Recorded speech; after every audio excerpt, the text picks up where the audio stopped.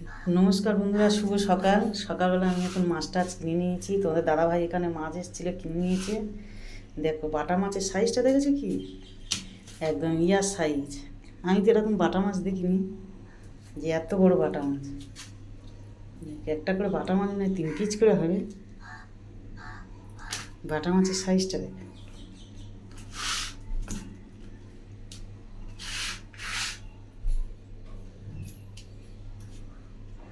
বাটা মাছের সাইজটা দেখো। আর এখানে নেওয়া হয়েছে চিংড়ি, 400 টাকা কিলো নিয়েছে চিংড়িটা, আর বাটা মাছটা 200 টাকা কিনছে।